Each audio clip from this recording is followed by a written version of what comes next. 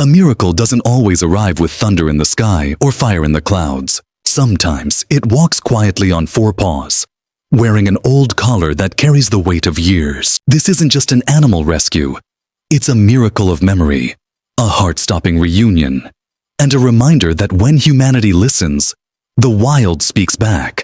Tonight, you will witness the kind of miracle that only an animal can write into human lives. A story of survival, love, and the bond that time itself could not break. In the silent shadows of an animal shelter, where the walls carry the weight of untold grief, a cat named Tommy lay broken, his voice rising through the cold nights like a hymn of sorrow. His cries were not just meows, but aching echoes of a heart that had lost its anchor. Abandoned not out of cruelty, but out of a family's own drowning grief, Tommy was left behind, unseen, yet unforgettable. His eyes shimmered like dying embers in the dark, refusing to surrender even as loneliness pressed upon him like an invisible storm. And in that silence, one man stepped closer, Dr. Scott Green, a healer whose heart had always bent toward the voiceless. He didn't know that this wasn't just another rescue, but the beginning of a human and animal connection that would unearth secrets no one had dared to imagine. The righteous care for the needs of their animals, but the kindest acts of the wicked are cruel. That verse echoed like a whisper in the air, binding man and creature in something eternal. And in that fragile space, as Scott's hand reached for a broken soul, the shelter itself seemed to hold its breath, waiting for a miracle or a heartbreak. An animal is calling. Will you answer? As the dim light of the shelter flickered across the tag on Tommy's worn collar, Scott felt a shiver crawl up his spine. He leaned closer, his fingers trembling, his eyes narrowing on the faded letters. What he read made his breath hitch. The name didn't match the story. His heart pounded with questions, but all he saw in front of him was a cat curled into himself, body quivering with grief, as though he was holding more than sorrow, as though he was protecting something. Mary, the vet tech, rushed in at the sound of Scott's gasp, her voice urgent. Doctor, what is it? He lifted his gaze, eyes clouded with a storm of confusion. This tag, it doesn't belong to the man they said. The name, it's different. The shelter grew heavier in that moment, like truth itself was pressing against the walls, waiting to be revealed. Tommy's cries softened for a moment, as if he too understood the weight of the secret he carried. Even the sparrow has found a home, and the swallow a nest for herself, where she may have her young, a place near your altar, Lord Almighty. In that verse, Scott found an anchor. Perhaps God had guided Tommy here not just to mourn, but to lead. Perhaps this animal miracle was the beginning of a truth that could heal not just the cat's heart, but human hearts too. Humans are waiting. Deterns, prepare yourself for the wild to change your heart. Scott's memories of his childhood flashed in the dim glow of the kennel lights. Small hands holding broken birds, whispering promises to dying creatures, vowing to always fight for them. And now, here in this shelter, a grown man bent down to keep that vow alive in the eyes of a grieving cat. Margaret Carter had left Tommy behind, tears streaking her cheeks as she confessed her late husband's bond with him. He only listened to Francis, she'd whispered, her voice trembling like brittle glass. And Scott had believed her, until this caller whispered otherwise. Could love itself hide secrets in plain sight? Could grief blind us from truth so deeply that even the animal left behind knew more than the living? Tommy pressed against the wall, his body trembling, his soft cries like a hymn sung only for the departed. Scott reached for him again, not with force, but with patience, leaving behind a blanket and quiet prayers. Are not 5 sparrows sold for 2 pennies? Yet not one of them is forgotten by God. If God remembered sparrows, surely he remembered a broken cat. Surely Tommy's cries were not lost in the night, but heard by the heavens. And as Scott signed the last papers, unknowingly binding himself to Tommy's future, the journey of survival, truth, and wild bond was only beginning. This isn't just survival, it's a battle of trust, a dramatic wildlife rescue unfolding inside 4 walls. The following night, Scott stood again before the kennel, Tommy's cries still slicing through the silence. He crouched low, his voice tender, his hands open. But when he touched the collar, the cat erupted, claws flashing, eyes burning. A screech that rattled the air. Scott pulled back, breathless, shaken by the fury of grief wrapped in fur. "Why won't you let me take it off?" he whispered, as though the cat might answer. The tag had glimmered for a moment, a glimpse of a name that shouldn't have been there. And then the hiss, the claw, the barrier. Scott's mind spun. Could it be pain? Could it be memory? Or was Tommy guarding a truth too sacred for human hands to rush into? The cat pressed himself deeper into the corner, curling tighter, the collar gleaming like a secret chain to his neck. The wolf shall dwell with the lamb, and the leopard shall lie down with the young goat, and a little child shall lead them. Isaiah 11:6. In that verse, Scott found a strange peace. If the wild could hold such contradictions in harmony, then perhaps trust could bloom here too. Not with force, but with love. He whispered promises into the dark, leaving Tommy's pain untouched, choosing patience over power. And as he stepped away, the cries followed him like a plea, refusing to let him forget that this was no ordinary cat. And then came the miracle. Not loud, but trembling in quiet steps. Scott returned with gentleness in his hands, a treat in one palm, a toy in the other. He placed them just at the edge, then stepped back into silence, offering space, not pressure. For minutes that stretched like hours, Tommy stared, his body coiled tight. Then, like dawn breaking after endless night, the cat moved. Step by step, paw by paw, he approached. His eyes shifted between Scott and the treat, torn between fear and longing. Finally, he stretched forward, sniffed, and took it. Scott didn't move, didn't speak. He simply smiled, letting the fragile trust bloom without interruption. And in that moment, something broke. Not in despair, but in hope.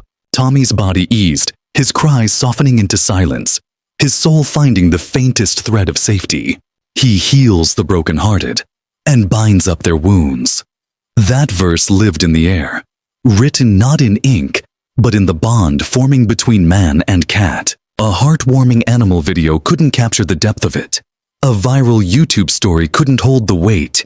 This was bigger. This was survival wrapped in trust. A human and animal connection stronger than grief itself. The final twist came when Scott, emboldened by this fragile trust, tried again to see the tag. He lifted another treat, coaxing Tommy's head upward, and the glimmer of the name struck him like thunder. His heart skipped, his breath caught, his eyes widened. "Oh my God," he whispered.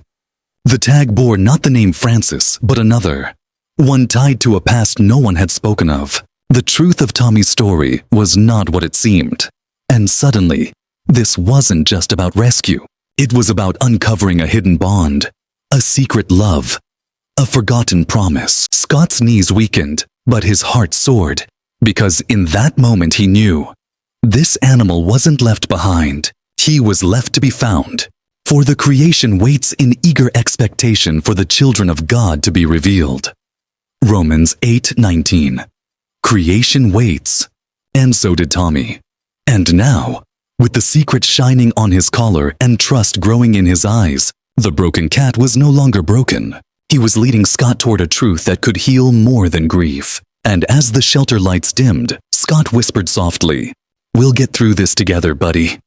In that single promise, sorrow for nothing is hidden that will not be made manifest, nor is anything secret that will not be known and come to light. That verse pressed heavy on Scott's heart. Whatever was buried in Tommy's past was clawing its way into the open, and he knew he was standing at the edge of something bigger than grief. A truth that could rewrite everything. An animal is calling. Will you answer? Mary spun around, her shoes clicking across the floor as she ran to fetch the records. Scott leaned closer to Tommy's cage, his eyes straining to decipher the faint scratched letters on the tag. It was like trying to read names carved into the bark of a tree long weathered by storms. Smudged, faint, refusing to give themselves up. The tag swung with every twitch of Tommy's body, dancing out of focus, teasing Scott with fragments of truth but never the whole. His patience cracked into frustration. But deeper still lay wonder.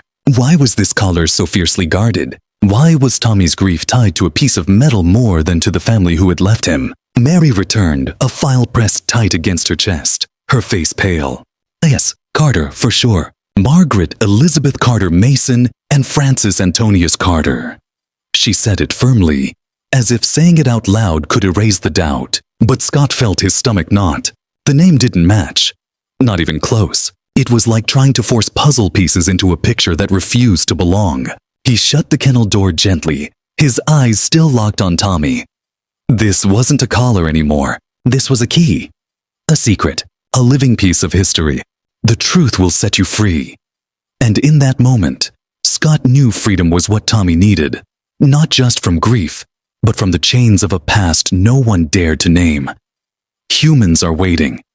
Prepare yourself for the wild to change your heart. Back at his desk, Scott opened Tommy's file like a detective cracking open a case. His fingers moved fast, his eyes scanning every line of ink, every signature, every small note scribbled by vets before him. The records only went back 6 years, but Tommy was older.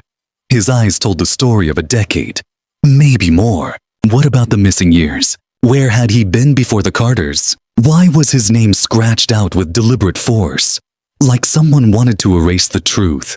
The questions burned through Scott like fire, and his decision was instant. He grabbed his keys. He had to see the Carter house, the place where Tommy's story had begun to unravel. As he passed Mary and Yara, his voice was steady, but his pulse thundered.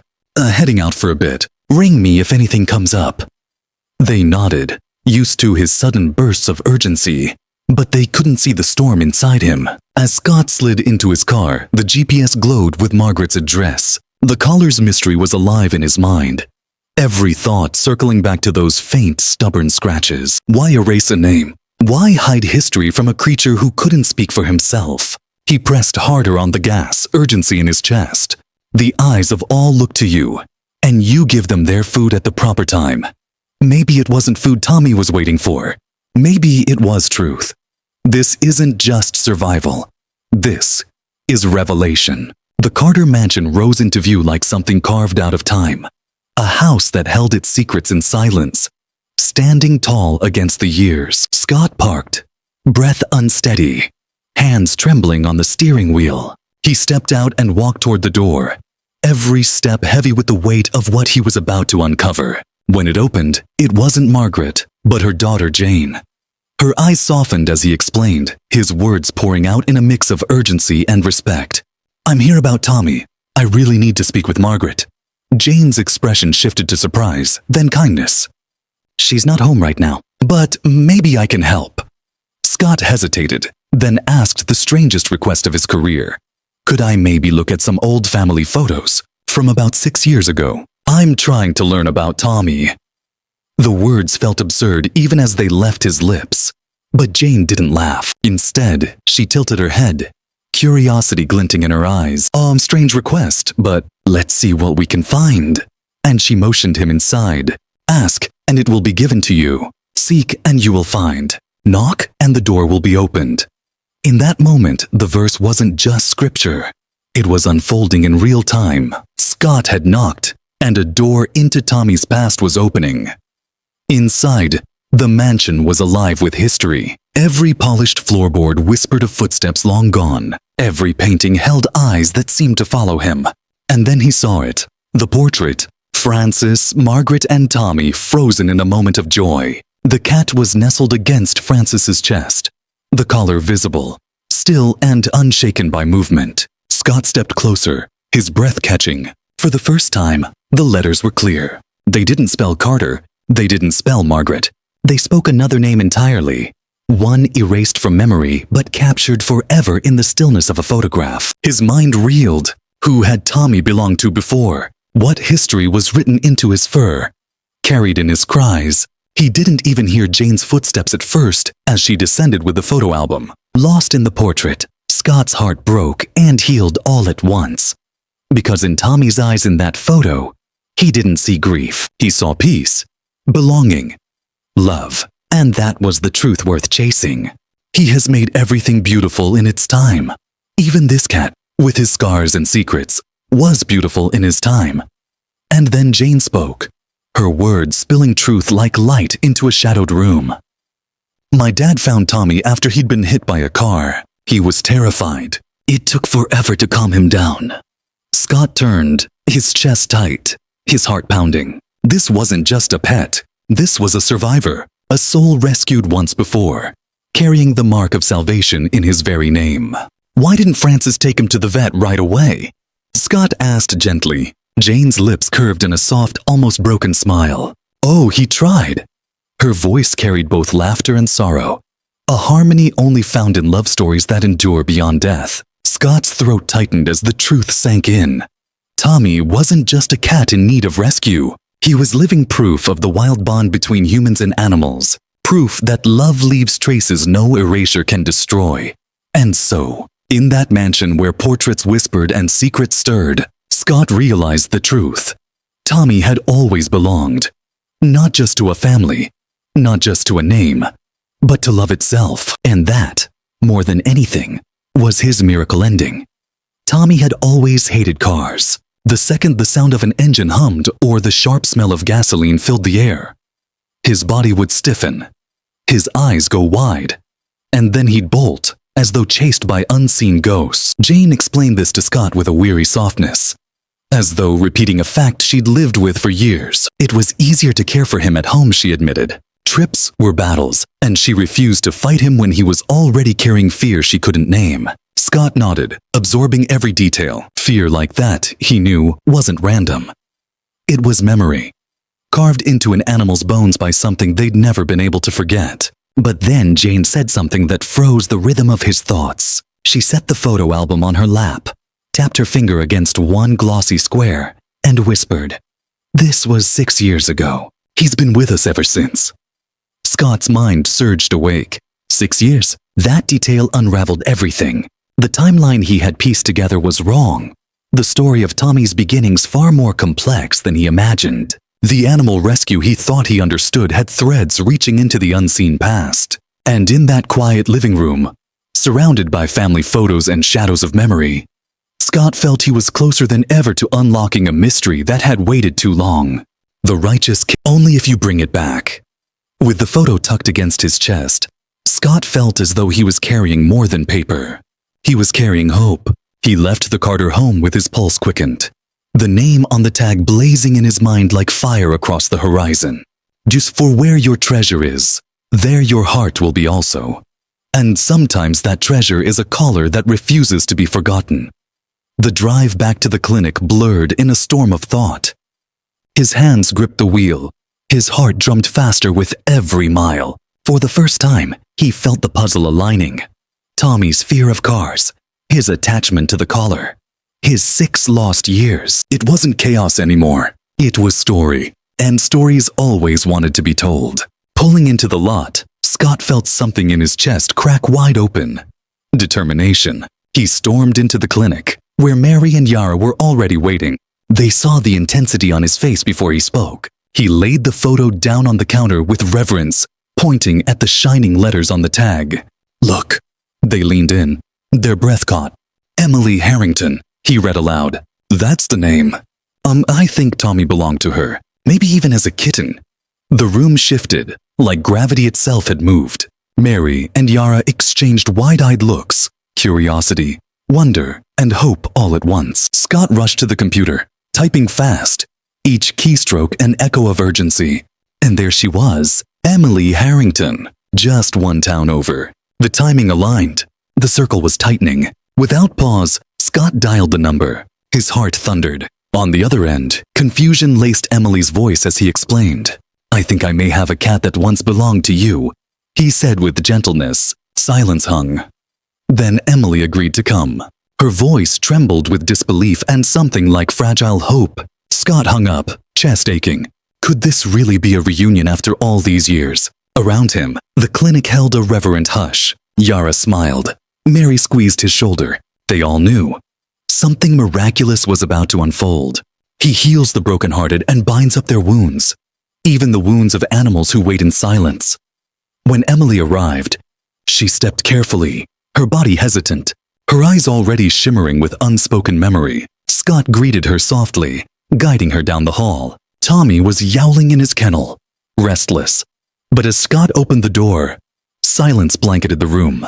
Tommy stilled, his gaze locked on Emily. Something ancient stirred. He blinked once, twice, then padded forward. Emily knelt slowly, her hand trembling as she extended it. The air seemed to hold its breath. Tommy sniffed. Recognition snapped like lightning. His eyes softened, ears pressed forward. And then, he pressed his head into her palm with a purr so deep it shook the walls of that quiet room. The sound was sacred, a hymn of reunion. Emily gasped, tears spilling freely as she whispered his name. The dam broke. She wept as she confessed her story. 6 years ago, during a family move, Tommy had slipped away. For months she searched, plastering neighborhoods with posters, crying into pillows, whispering prayers into the night. But no sign came, and eventually she had to accept he was gone. And yet, here he was, alive, breathing, purring into her hands. Scott stood beside her, overcome by the staggering beauty of it all. An emotional true story had just transformed into a living miracle. There is a time for everything. A time to lose and a time to find. A time to weep and a time to laugh. But just as joy filled the room, the air shifted again. Yara entered, her face clouded. "Margaret Carter's here," she said carefully. "And she's upset about the photo you took." Scott's chest tightened. The reunion was about to crash into conflict. Together, he and Emily walked to the front, hearts pounding. Margaret stood waiting. Her face was grief carved into flesh, her eyes storming with confusion and hurt. The room felt like it might splinter in two. But when Emily and Margaret's eyes met, something unexpected happened. Not anger, not shouting, a pause. Then words, tentative at first, but then warmer. They began to share. Emily spoke of the Tommy she lost, the comfort he gave a lonely girl, the way he curled at her feet during storms, the silence his absence left behind. Margaret replied with her own truth, how she and her husband had found him wounded and terrified, how they nursed him back, how he became their solace in a home dimmed by grief. Two women, once separated by a mystery, now realizing they had both been guardians of the same soul. What had seemed like two broken stories slowly braided into one shared tale. It was no longer a question of who owned Tommy.